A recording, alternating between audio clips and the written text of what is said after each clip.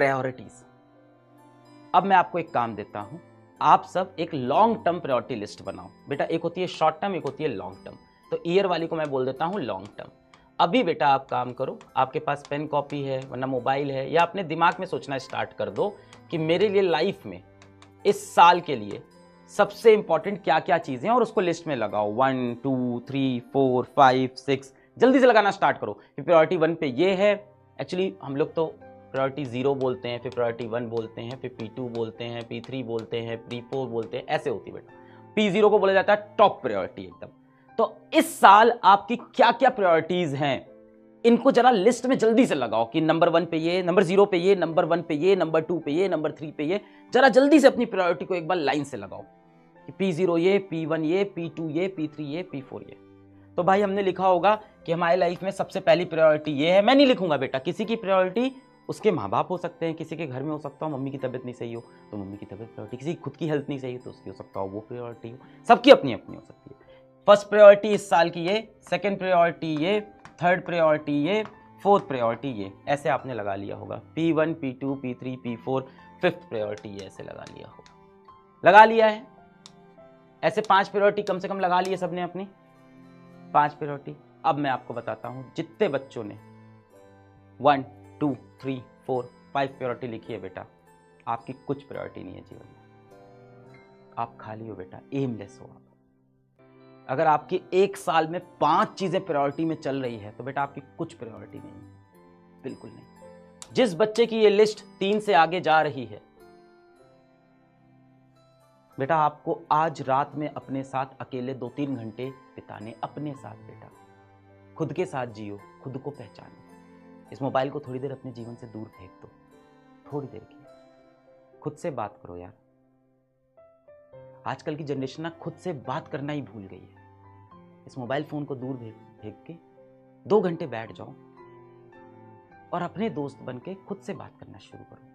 मैं कौन हूं, क्या चाहता हूं मैं जीवन में, क्या अस्तित्व है मेरा। हाथ कांपेगा, फोन की तरफ भागेगा, नहीं उठाना, फोन दूर। फिर खुद से पूछो कौन हूं मैं, क्या चाहता हूं। दिमाग पे बोझ पड़ेगा, दिमाग भागना चाहेगा एक्सरसाइज से। दिमाग को पकड़ो कि नहीं भाई, आंसर करना पड़ेगा, ये मेरे एग्जिस्टेंस का सवाल है, मेरे अस्तित्व का सवाल है। What do I want in my life. 2-3 घंटे में आपके अंदर से आंसर्स आना शुरू होंगे। अपने साथ वक्त बिताओ बेटा। खुद के साथ वक्त बिताना आपने बंद कर दिया है। पूरे टाइम आपको एक फोमो होता रहता है कि क्या चल रहा है पूरी दुनिया में, क्या हो रहा है, क्या चल रहा है आपके जीवन में, क्या चल रहा है आपको बेटा यही नहीं पता है। जैसे ही अपने दिमाग से क्वेश्चन पूछना शुरू करोगे, क्या ये क्या कर रहे हो, तुम्हें मेरी फिक्र है क्या, तुम मेरे से बात कर रहे हो, मैंने तो कभी सोचा ही नहीं मुझे क्या चाहिए, तुमने भी कभी नहीं सोचा, हम दोनों ने नहीं सोची ये बातें, चलो आज सोचते हैं। बेटा आप अपने इस साल की प्रायोरिटी डिसाइड करो पहले। जो इंसान जीवन में अपनी चीजों को प्रायोरिटाइज नहीं कर पाता वो कुछ भी अचीव नहीं करेगा बेटा, उसको क्लैरिटी ही नहीं कि क्या करना है। जो इंसान सुबह उठता है और फ्री माइंड से कि आज सुबह उठे, आज क्या होगा ये दुनिया डिसाइड करेगी, बेटा उसको दुनिया ही चलाती रहती है। या तो बेटा जीवन में आप अपने फैसले खुद से ले लो, या दुनिया तुम्हारे लिए फैसला लेना शुरू कर देगी। Either start working for yourself or you will end up working for this world, for others। दुनिया के लिए काम कर लो फिर भी ठीक है। Start working for your own self or you will end up working for someone else's dream। किसी और के सपने को पूरा करने लग जाओगे आप। You will be driven by others। अपने लाइफ के फैसले लो, अपनी प्रायोरिटी बनाओ कि इस साल मुझे ये करना है। और मुझे लगता है जितने बच्चे सीरियस हैं और सेशन में आए हैं, सबकी प्रायोरिटी बहुत क्लियर है कि भाई किसी की प्रायोरिटी है मेरे को इस बार आईटी निकालना है, किसी की प्रायोरिटी मेरे को नीट का एग्ज़ाम निकालना है, या किसी की प्रायोरिटी हो सकती है मेरे को बोर्ड्स के अंदर 95% लाने हैं, किसी की प्रायोरिटी हो सकती है मेरे को यूपीएससी की तैयारी अब शुरू करनी है। तो करिए ना बेटा, कौन रोक रहा है आपको अपने सपने पूरा करने से। मैं यहाँ खड़ा हूँ, इतने सस्ते सस्ते बैचेस है, आप आसानी से अपनी प्रोफेशन स्टार्ट कर सकते हैं। नहीं है पैसा बैच खरीदने का, आप यूट्यूब से पढ़ाई करना शुरू करिए, पर शुरू करिए बेटा, टालिए मत चीज़ों को, अपनी प्रायोरिटी को। दूसरा बेटा होता है, एक तो हो गई ईयर लॉन्ग प्रायोरिटी कि ईयर लॉन्ग आपने प्लानिंग कर ली। दूसरी चीज़ बेटा आपको और क्या करनी होगी ईयर लॉन्ग में, कि थोड़ा सा, ज़्यादा नहीं बेटा, थोड़ा सा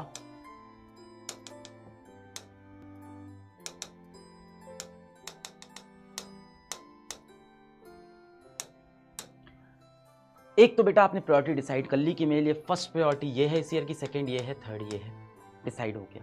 3 से ज़्यादा तो होनी नहीं चाहिए। पहली हो जाएगी ऑफकोर्स आपकी बेटा इस उम्र में पढ़ाई होनी चाहिए, आईआईटी, नीट, बोर्ड का एग्जाम, यूपीएससी की तैयारी।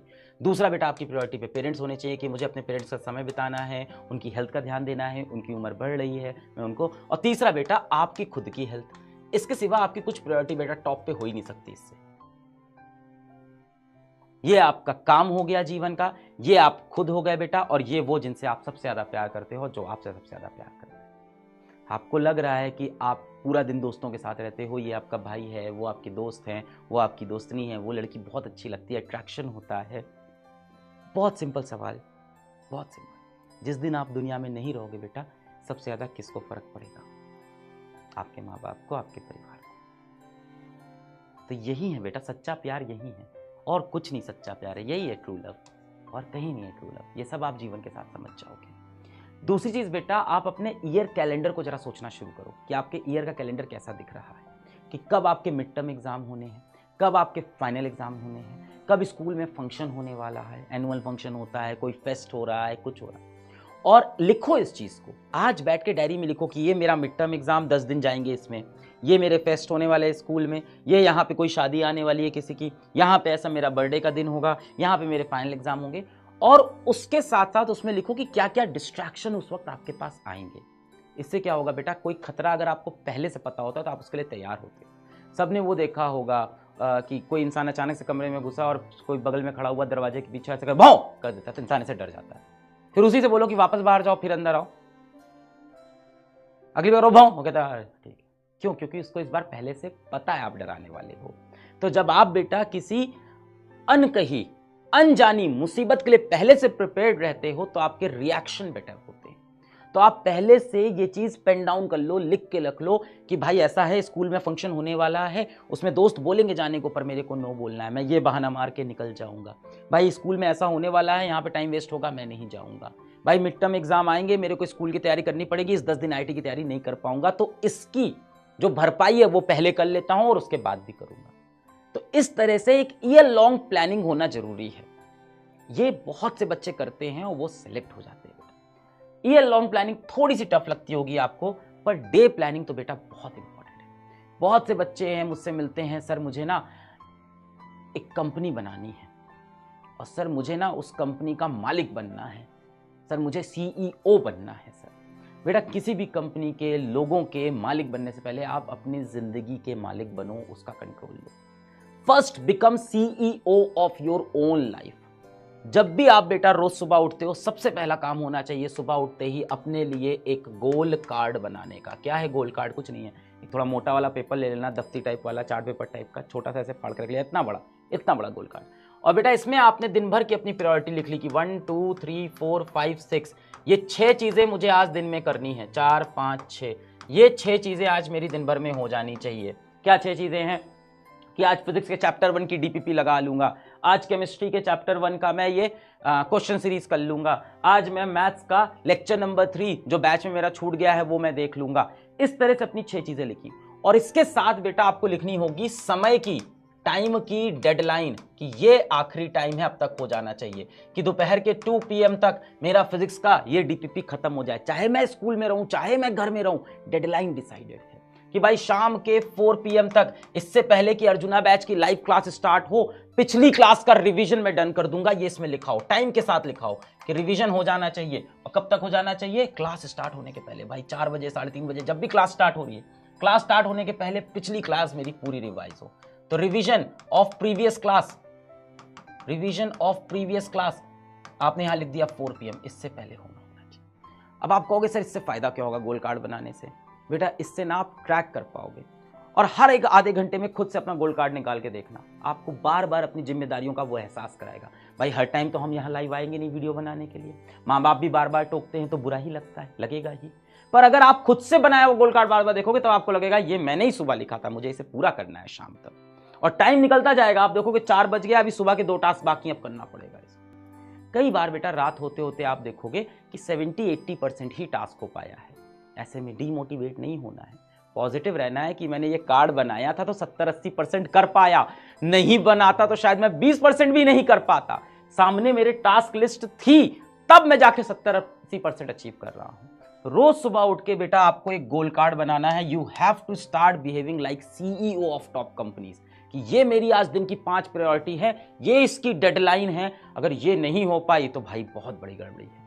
और रोज बेटा नाइट में, ये आपने मॉर्निंग में बना लिया, सुबह उठते ही ये चीज आपने बना ली है, और रात में बेटा सोने से पहले नाइट में बेटा आप एक बार फिर से इसको रिव्यू करोगे। रिव्यू करके आप देखोगे क्या क्या फॉलो हुआ, क्या क्या फॉलो नहीं हुआ, क्या क्या पूरा नहीं हुआ। हाँ भाई, ये हो गया, ये हो गया, ये हो गया, ये नहीं हुआ, ये नहीं हुआ, ये हो गया। अगले दिन फिर देखेंगे, अगले दिन फिर देखेंगे। ऐसे बेटा आप ट्रैक कर पाओगे अपनी तैयारी को।